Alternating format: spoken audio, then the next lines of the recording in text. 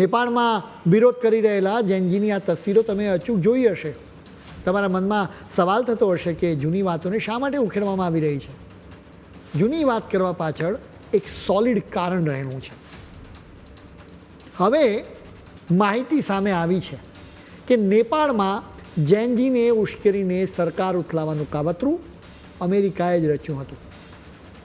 સમાચારો અને રાજકારણની છણાવટ કરતી વેબસાઇટ ધ ગ્રે ઝોનના રિપોર્ટમાં નક્કર પુરાવા સાથે આ વાત લખવામાં આવી છે.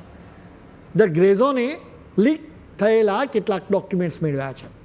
આ ડોક્યુમેન્ટ્સથી સચ્ચાઈ બહાર આવી છે કે કેવી રીતે અમેરિકાએ ગુપ્ત ઓપરેશન પાર પાડ્યું હતું.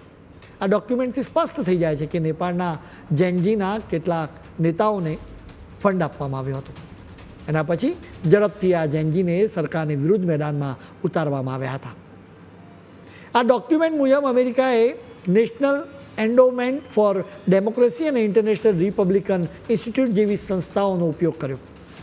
આ બંને સંસ્થાઓને રૂપિયા આપવા માટે યુથ લીડરશિપ ટ્રાન્સપરન્ટ પોલિસી નામથી એક પ્રોગ્રામ ચલાવવામાં આવ્યો.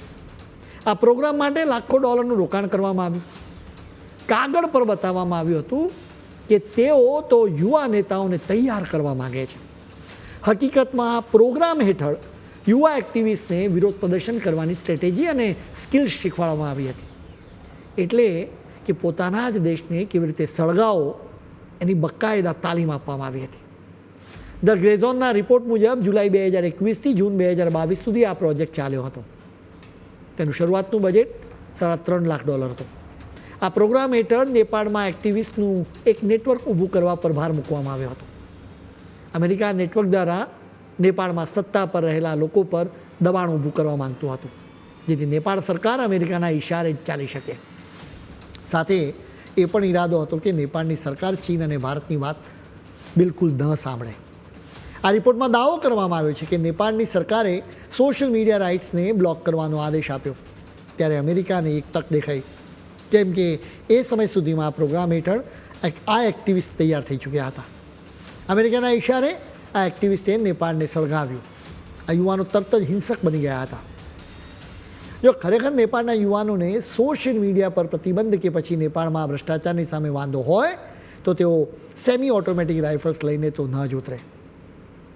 જો કે જૈનજીના હાથોમાં સેમી ઓટોમેટિક રાઇફલ જોવા મળી હતી. એટલું નહીં, તેમની પાસે દરિયાઈ લૂંટારુઓ જેવો ઝંડો પણ હતો. ફિલિપિન્સ, ઇન્ડોનેશિયા અને મેક્સિકોમાં તાજેતરમાં યોજાયેલા વિરોધ પ્રદર્શનોમાં આ જ સિમ્બોલ જોવા મળ્યો હતો.